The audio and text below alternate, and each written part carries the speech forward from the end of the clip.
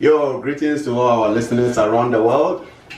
Kindly subscribe to the channel so that anytime we post a video, you get it. Yeah, today we're going to talk about the President's 15th address to the nation Ghana. And I have with me here Honorable Abdul, Latif, who is an independent candidate, sometimes CPP. On Africanism. Exactly. So we're going to talk about matters concerning our country. You know, Latif, Akwawa. Yeah.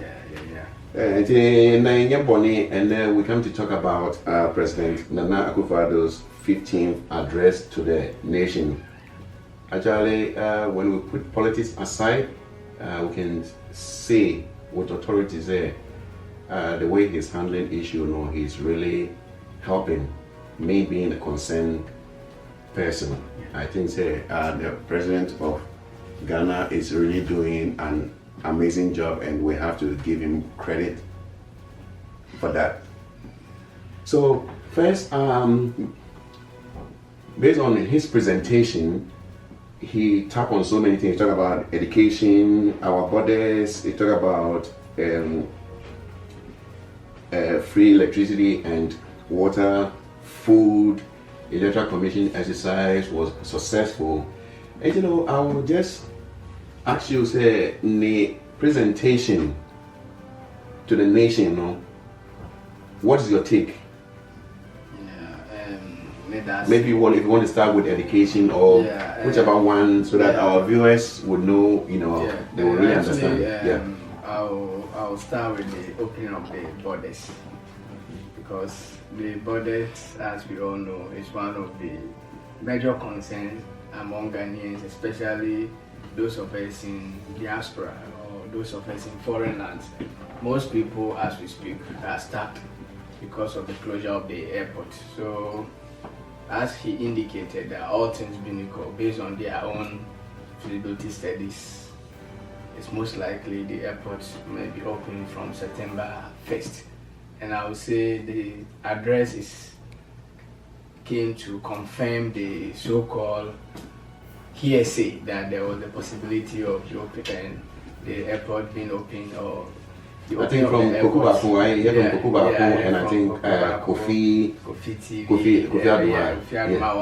So at least he has come to affirm the notion that it's likely the airport will be opened. So I would say, in all, it's a big plus. We're all expecting that the airport will be open, and fellow Ghanaians, as he always put it, will also get a chance to fly back home, see their family, because most people want to go home and see their family. And on the issue of the handling of the situation too, I will commend the administration that at least so tried just quickly very well to add to what you were saying about the borders. I think the borders is still going to be closed. The borders still remain closed, but they are going to make a provision so that those people who are in the diaspora, those who have traveled outside the country, who are stuck in different countries, they can fly back home. On the issue of the opening, the address, well, all that is trying to say is the regular opening is to kickstart on September 1st. But as we all know, there has been arrangement ongoing to convey people who are already stuck through chartered flights. So for them to be able to even allow the opening of the airport on September 1st is going to be based on the findings that they are getting from people who fly in through chartered flights to go through the whole protocols of the COVID-19. So if based on the responses that they are getting, that will inform their judgment to go about opening the airport on come September 1st.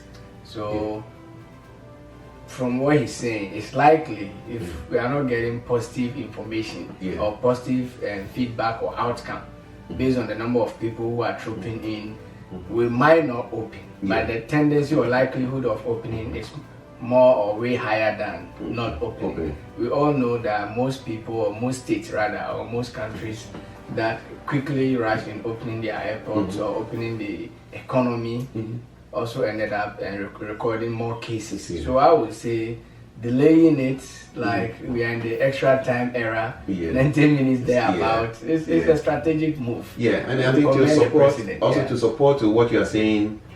Even I think yesterday they had a send off cookout party for John Little. Yeah. I like Is it Yonkers? Yeah, they I have like a it was in town. nice. But no, John Little has been in town for some time, and I think he's trying to wrap up to go back. So yesterday there was a party that was organized for him. But the most important thing is it's not just about flying them back, but when you get to Kotoka International Airport, you are going to be mandatory quarantine for 14 days. Yeah. And I think that is a plus because they are not leaving any stone unturned. So based on the outcome, because now you could see that the numbers has really dropped drastically. It means, based on his presentation. This word drastically reminds me of late President Mills. I remember on one of his campaign trails, he made mention of he was going to reduce the price of petroleum drastically, and Ghanaians Ghanaians held him accountable for failing to reduce it drastically. Yeah. So I think it's a very big plus. It's like those people who had the access of going, and I think even when they get to Ghana, also electoral commission also have the chance to register those who are eligible to register. Exactly. Yeah. So I think it's a really a big plus. Yeah. So you can continue with your presentation. Yeah, and we're talking about the address. Yeah, and with the address too, he made mention of his political opponent. He made mention of freebies, that is, as in government giving certain interventions, for instance, free water, free electricity. Though we have other concerns from other contestants, we are not delving into that. We'll leave it for the guys in the mainstream to handle that. But from what he's saying, he's trying to tell us that he is not as an insensitive government. That is a government that will not respond to the citizenry or the people in terms of crisis of this sort. So it's commendable that the government has intervened by offering free water, free electricity.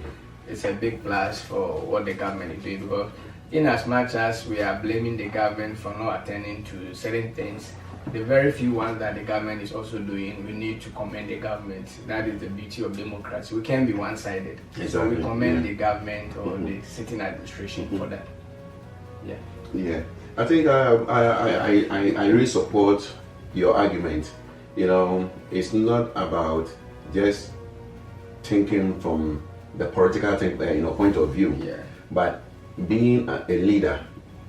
It's a leadership by example. Yeah. So as you are the head of the country, there's a need for you to support the people in times of difficulties or hardship or crisis.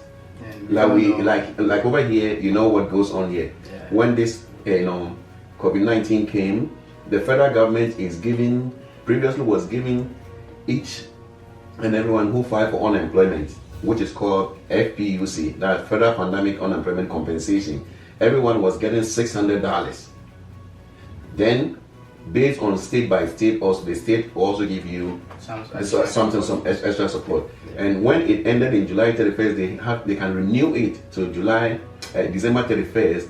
I think the president of the US, President Trump, issued an executive order, but the money was diminished by $200. So now they are giving $400 instead of the state, which is okay. Yeah, because at least the federal is giving you $400 every week, and the state also adds something up until you secure or find a job. So I think let's put politics aside. Let's think about Ghanaians. They are in difficulties, and the president is in the position of helping them. And I think we really do recommend the president for that was a very quick reaction. Yeah. And he also, commended the Electoral Commission for, great exercise. And I don't know if you have something to say about it, because talking about the Electoral Commission, I have some few statistics here. We could see that Africans who were challenged, there were 32,762, which means they were challenging their eligibility to be a Ghanaian or not being a Ghanaian until maybe it's proved from the various court of laws or otherwise, then we know the final results. When you look at another statistics also, it tells you 2020 voter registration proof of eligibility. So with a Ghana card, they were able to record 60.09%. 60.09%. And with a passport, we have 1.92. You know, Ghana, like most people don't have passport. Yeah. Then the guarantees, we have 37.99. I think Imani, projected 40%, but lo and behold, we have 37.99%. Talking about gender, we have 48.27% representing males, which is approximately 8.2 million. Then females, we have 51.73%, also representing approximately 8.8. So in total, they were able to register 16,963,306. Yeah. So which is approximately 17 million. The Electoral Commission predicted 15 million. And lo and behold, we end up getting 17 million. But the president is also, recommending Electoral Commission. What is your take on that? Yeah, on this very issue, I think the aspect that I will look and commend the Electoral Commissioner will be on its policy of let the citizen know where there's regular updates or media press to update the people of Ghana concerning the information about the registry. That is a timely information and it's a big plus on the part of the Electoral Commission. The only reason why, or the only problem I do have with the Electoral Commission had to do with the recording or the information that we're getting from them, that we still have some minors or minors on the register and also have foreigners on the register. So that is where the credibility of the new voter register becomes questionable. But these were the same concerns that people had or that pushed for the need for a new voter register. So clearly, after spending this much to get a new voter register, it's still obvious that the register is not as credible as we all presupposed or we all intended getting. So that is where I have problem with the EC. They justify that they claim that the old voter register was over bloated based on the figures that we are getting. Clearly, it wasn't over bloated as we were made to believe. So I would say the EC, in my view, could have honorably resigned or step aside for this information that she's getting us or giving us, because clearly we've not had a credible register. It's the same concern that we are having if you have to link it up or relate it with the old voters register. We still have people who we are told are foreigners. How can we even know who they are, and how come with all the necessary measures that were put in place, how did even foreigners get into Ghana and get registered? That is also another issue of concern. So to me, if I was the EC boss, like we normally witness in foreign lands, developed world, the EC boss would have stepped aside. Resigned for not being able to fish out foreigners and minors on this question, or let me quickly interject.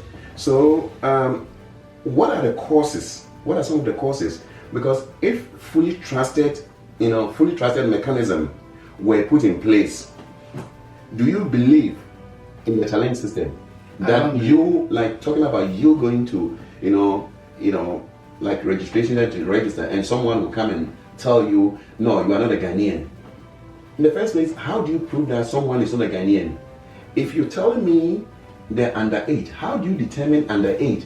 If birth certificate is not credible, if the Supreme Court of Ghana has rejected birth certificate, how do you prove that this person is underage? Do you want to tell me, there was this big man that sent a message to say, you can prove that due to their structure or their body. Yeah. It doesn't work that way. In the US here, someone can be 14 years, and when you look at the structure, the body, you would think maybe the person is 20 years old. So you cannot just look at a person and determine the person's age. It's archaic. It's old school. Primitive. It's primitive. Old-fashioned. Okay, it's old-fashioned because it's the birth certificate that proves that this person was born at 37 Military Hospital. That person was born at Ridge Hospital. This day, this person was born. The only thing that needs to be done is the birth and death. They have to pump more money into because they were giving 1 million. If they were giving like 10 million, they can have a very better data system that can store people who are dead bodies. They can store their information, and those who are born also, they can store their information, that they can always give you an accurate information than what is happening now. So, do you still believe what the Electoral Commission is saying? Well, that's what I'm saying. Honestly, I don't side with the Electoral Commission, and we are recording all this hula balloon because of the sort of verdict that were given by the Supreme Court that negated the use of birth certificate. You can't just look at a person and predict an age for him. It doesn't work that way. You might sometimes be right, but not all the time. So the best mechanism to be able to determine a person's age is the use of the birth cert. So I would say, due to the absence of the use of birth cert as a proof of document to get one registered, that has caused minus on the register. So there should be a wake-up call to the leadership of our country, if possible, to file for a review of that judgment by the Supreme Court. But the question also becomes, how do you determine minors? That is the main question. Yeah, that is what we're saying, that we are recording a lot of minors. It's just because something like a trial error, exactly, and foreigners on the register because of our own negligence. That is how I'm putting it. So there's in every place that I have gone, or in most offices that I've gone, whilst in the US, or with the period I've been in the US, birth certificate is a vital document to them. It determines who you are, where you're from.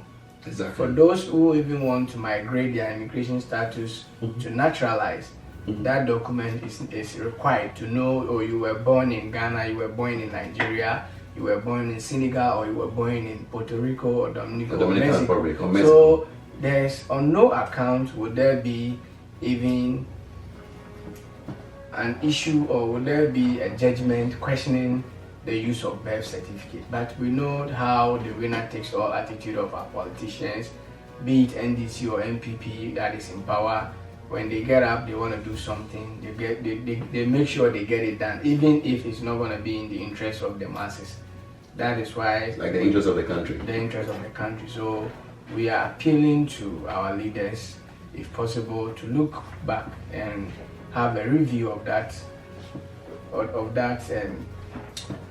judgment, or of that the verdict that was made by the Supreme Court. The judgment by the Supreme Court. So my follow-up question is, the influx of foreigners into Ghana for the exercise was one of the many reasons the Electoral Commission gave, backed by the governing NPP, insisted a new voter aim. So the main purpose, the main reason, the aim was because of foreigners entering. Supposed foreigners.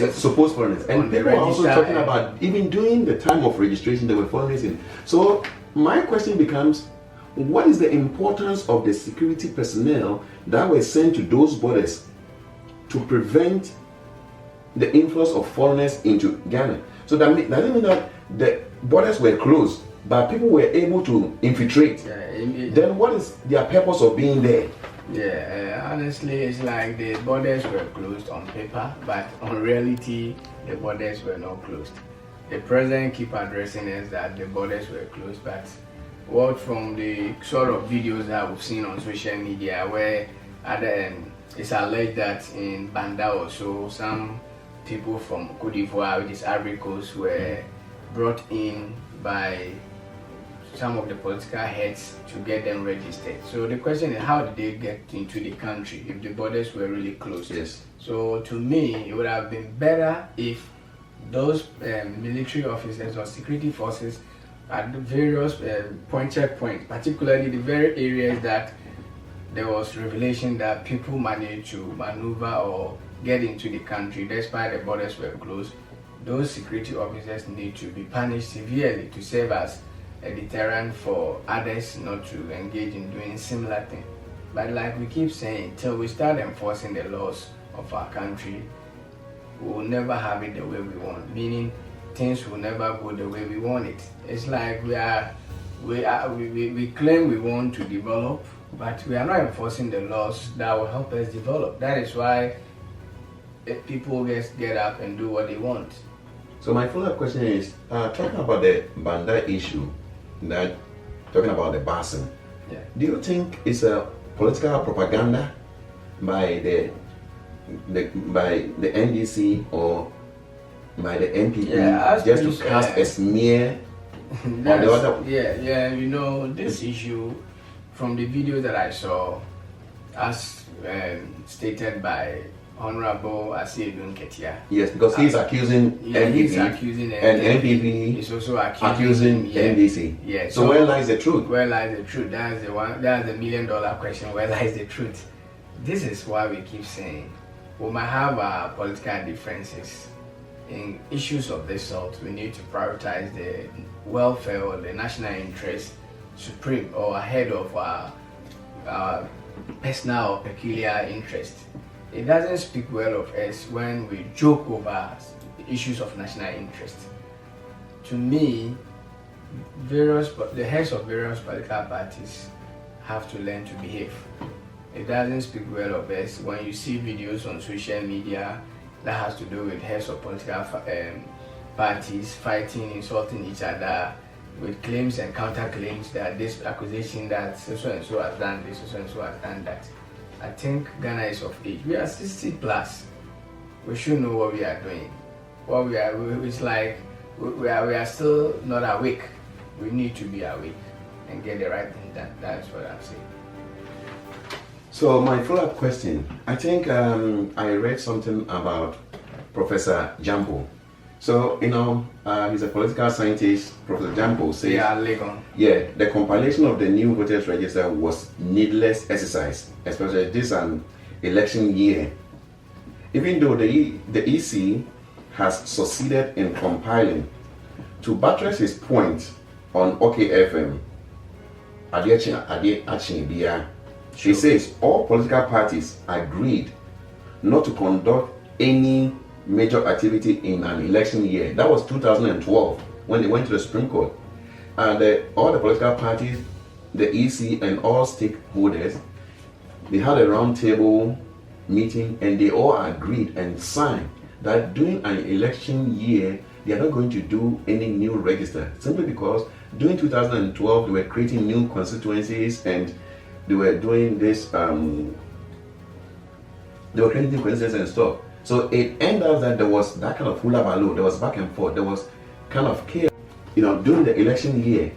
But lo and behold, this is the time that I think in Ghana, most politicians or people who hold higher office, they always flexes their muscles and say that this is what I'm trying to do, I'm going to do it. And I think it's not really helping the democracy, Ghana's democracy. Yeah. People fought so hard and Ghana becomes a beacon of hope, beacon of democracy, that the whole world, everybody look up to us. So if this is happening at this 21st century, what do you think? Is it okay? Actually, this was I also came across this specific article and I felt it is a shocking revelation from Professor Ranchford and Jambo. To hear that this was the agreement. This is why we keep saying it's not about enacting more laws, it's about enforcing the laws. Yeah. Meaning, why will you agree to do this and at the end of the day you do something else? Meaning the very people that you assemble to come out with that conclusion clearly you've disrespected them. If you knew this was your intention, irrespective of appending or agreeing to this condition that prior to election there's not going to be the need for a new voter register, then there was no need to agree that you were not going to do something of that sort. Even if the heads of the department, which is Electoral Commission, we know it used to be Madam Charlotte Osei, even if there has been a change of leadership, once that is a legal document that all parties have agreed to it, it was supposed to be enforced. But like we keep saying, in our part of the world, we do things the way we feel it should be done, not as we've all agreed or been supported by a legal document. This is clearly a breach of office or breach of conduct. Once you agree to do this and you backed it by a law, you're supposed to respect it.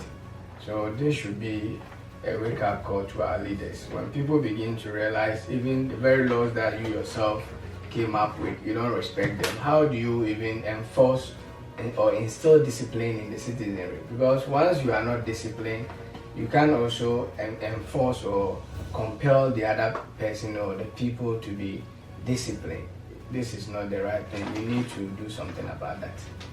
Yo, so we're going on a quick commercial break, and when we come back, we're going to talk about matters of national interest.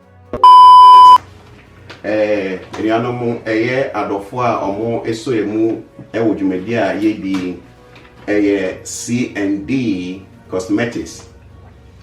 So we pay intros and now we pay editing on Instagram. We share we na see the link better, or you can click on the link, then you can. And another a course almost a Unity African Market, a Unity African Market. A CEO or that no more your friend or Mami Chucho and Patros obviously one from us now one to idea. My number is 718-466-0160. Unity African Market. It's in the Bronx on 174 and Walton. Yes. Latif, I'll quickly switch back to you so that we can talk about matters concerning, matters of national interest. What is your take about the conduct of Honorable Muntaka Asawasi MP? I think that in 2012 there was a land issue continuing to 2012. What is your take on that? Yeah, honestly, Honorable Muntaka is a fellow or a product of my alma mater, that is KNUST. And he was one time the secretary to Ghana Muslim Mission, Ghana Ali Sunnah Mission and Ali Sunnah Group in Kumasi. He was the secretary prior to becoming the MP. On this very issue, I would say it's very, very unfortunate that this is happening, in the sense that he being a legislator and an advocate of rule of law, or someone who enacts laws for people to adhere, the least to expect is what we are seeing, that is the social media banter between him, the supposed landowners, and the MC, who doubles as a presidential, parliamentary candidate for MPP. That is one Mr. Alhaji Alidu Seidu. Yeah, Alhaji Alidu Seidu. I've followed this story for some time now, and from what I'm deducing, it's more or less like the sitting MP, which is Honorable Muntaka, is taking advantage of his office to grab some portion of the land. And from an independent opinion from one of the representatives of Asante Otumfuo Zetutu, he made mention of how the land was acquired, and to him the land was acquired through the former KMA boss, that's late Nana Kwesi Agyeman, with the understanding that they were to use the premises or the land for some period. I think that the video, the land is around, the size of the land is about 19.2 or 19.4 acres of land. They were to use it as refuse dam for some time, because by those days or back then, Borbine, which is the neighborhood, wasn't developed as it is today. And after using the land per the agreement, they were to also develop the place, and there wasn't any money collected from the government or the central government as payment for the land. So they just gave them the land with the hope that they will use it for a while, then at the end of the day they help develop the place for them. So at some point in time, Honorable and late Nana Akufo-Addo returned the land to the rightful owners. The rightful owners, that is the leadership of Mzbel Palace, who are also relative of the Kenya Sehene. So Kenya Sehene. So a portion of the land was sold to private developers. Then there came the challenge that from the sitting MP for Aswazi, Honorable Mutaka, that the land belongs to the assembly. By then, to newly created assembly, which is Asokorema, had been created. It was headed by immediate past MC, that's Honorable Nuruddin Hamidan. So the people who had then developed the place halfway got their properties was even somewhere just even near completion. Then their buildings or their structures got demolished by, I think in 2012. Yeah, somewhere 2012. The whole tension started late 2011, and in 2012, and the continued in 2012. 2012. That was when the properties of most people were demolished. There were reapportionment of the portions of the land. But as we stand now, the land is still there undeveloped. Yeah, but I think just to cut in so that you can continue, I think they went to court, and when they went to court, it was just back and forth. So it got to a point that they sat down, they had an agreement, and the land was divided into two. Part was given to the rightful owners. Yeah. And as per his presentation, part belongs to the government. Yeah. But that's not what we're saying. But my question is, does he have the authority or the posture to demolish those buildings? Yeah. Because I'm seeing that when we talk about democracy, if we really don't understand what democracy is, or we don't know the definition of democracy, yeah, because you can just use your own powers to go and demolish buildings. Yeah, I think he did that on the excuse that the land was for the assembly.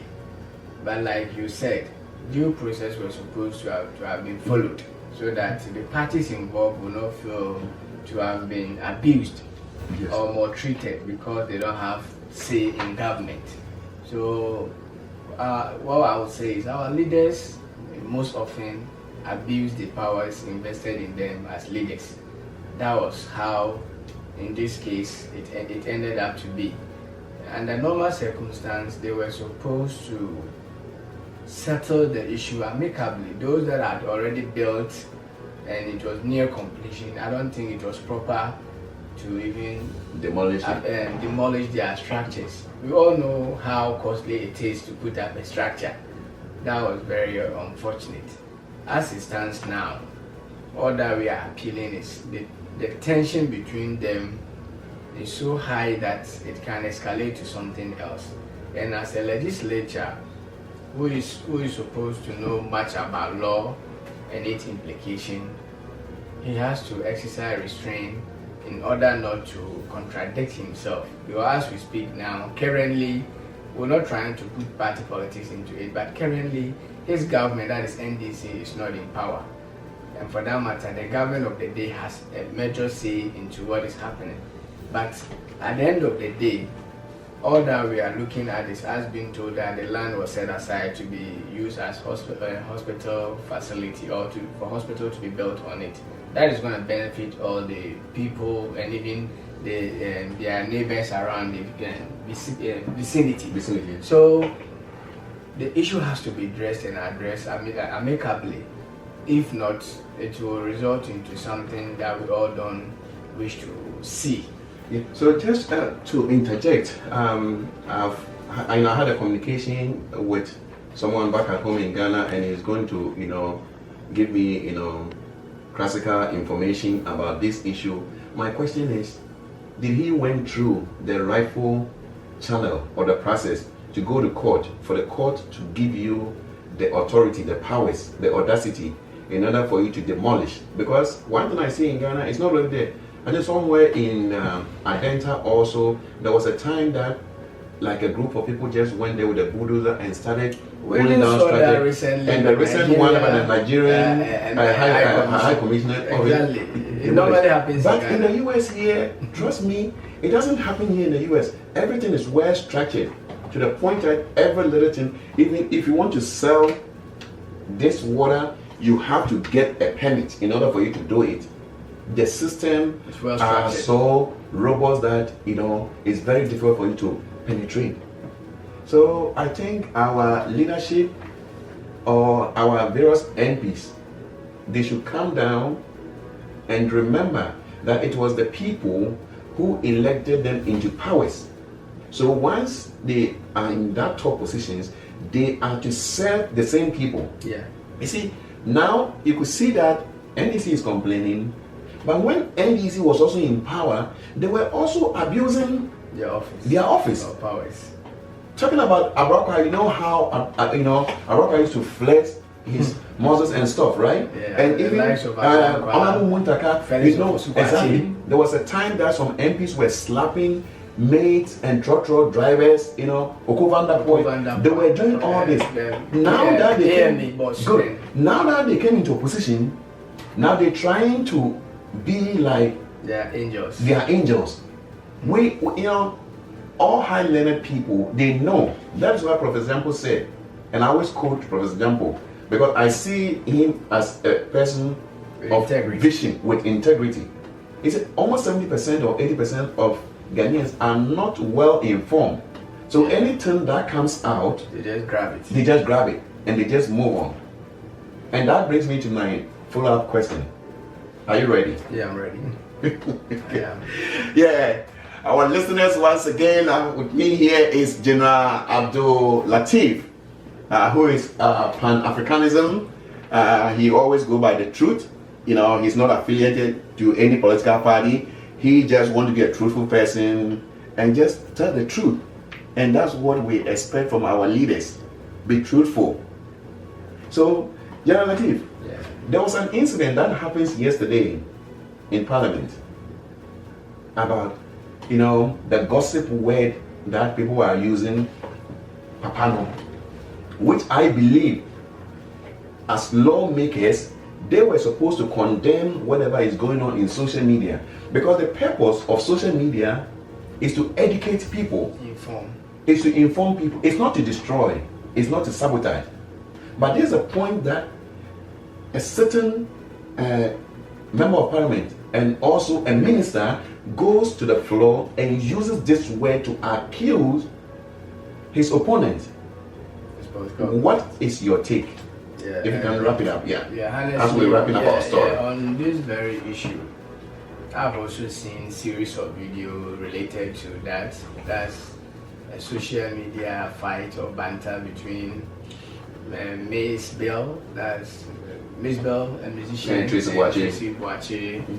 That has to do with their relationship with a certain man who they've all decided to call him Papano. As it stands now, we don't know who the man is. I don't even know how related the man is to any of these political parties. But in politics, or because of the dirty nature of our politics, and because also of the link between Miss Tracy, or Madam Tracy Boache, and Mzbel, they are all NDC sympathizers. So because of their link to NDC, we have a school of thought of people who are linking the Papano to former President Mahama. And the list or the last thing to see or to expect is a whole Minister of State and an MP that is Mr. Akufo-Addo, to go to the floor of Parliament and to use that word in his submission. He was called to order by Honorable Haruna Idrisu, and that's the minority. Yeah, the minority leader, and I really like what the Honorable did by telling him that he shouldn't even use that kind of jargons or words or that street language in Parliament. Parliament is for honorable men. So I want to appeal to Mr. Akufo-Addo to desist from what he did. He's one of the finest young men that some of us are looking up to him, because we know what he can do or what he did in his days with journalism as a media person back then with multimedia group, then Love FM, Joy FM, which we all saw what he did. He was one of the chairpersons for the IEA debates, presidential debates. So he's one of the finest guys. And I think there was a time that even he was being hunted. I think even President Mahama even gave him full security or something. Yeah. There was that story. Once like say Isikano, nipa bia no tiwa. So wasem kan na wasem kan ya a man for bekan wasem mama. Yes. Till this revelation by Mr. Kwame A+, I didn't ever know or knew that at some point in time the very party that he's serving today was threatening him after the IEA debate. The information that we're gathering from A+, that in 2008, after the IEA debate, his life was under threat, and former President Mahama, then in government, ensured that he was assigned a security personnel, and the wife too was assigned a security personnel to make sure that the people that were hunting him couldn't get to hunt him. So to A+, all things being equal, even if the so-called Papano is former President Mahama, he should have even not been the person to get involved into that saga. And I do side with A+, if what he's telling us is true. I do side with him that what Akufo-Addo did is not the best. I've seen, prior to coming here, I've seen an article, a GhanaWeb story that he was saying he wasn't making it in reference to any politician, or he was just joking about it. But we all heard I don't think that is proper. We read it, we heard it. Yeah, that I don't think that is proper. The videos are because out you were there. referring to the minority leader. Yeah, the videos are out there, people can see. So I think he's trying to salvage his image by not being hit hard or not getting people to attack him. Yeah. I think we're trying to wrap up. So we just want to say Mame Ama McBrown, happy belated birthday to you. We witnessed you yesterday and it was so amazing for you being able to step out and donate money, $2,000 to Grace Omabo and another $2,000 to another Grace. Then you gave another $1,000 to one Emmanuel Ama or so. Listen, God really bless you. Mama McBrown, listen, you are a role model to all the young ones. I remember back in the days when people were trying to throw you under the bus that you cannot speak good English, that's why you cannot act in English movies. You proved them wrong. You were consistent and you did everything, and now look at you. Look at where God has raised you. And I was listening to the account that you were giving about Mame Dokuno. It was so amazing. So doing it at the time of your birthday, we say, may our God of serendipity keep on blessing you and your entire family. And remember, the youth are watching you. You are a person that we want the youth to watch you so that they can grow into a higher height. Also, Shatwale, we also want to say congratulations, Shatwale, for your collaboration with Beyonce. People try to discredit you, but what we're trying to say is, Shatwale, listen, you've done all. We love you.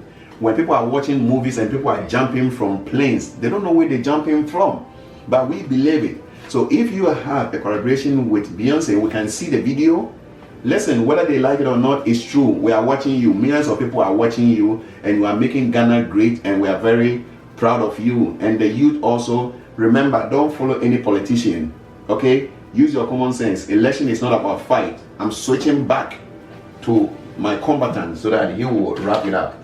Your final words, General Latif. Yeah, my final words are, I want to appeal to the youth to desist from engaging in political fights or political war as we prepare for December 7th general election.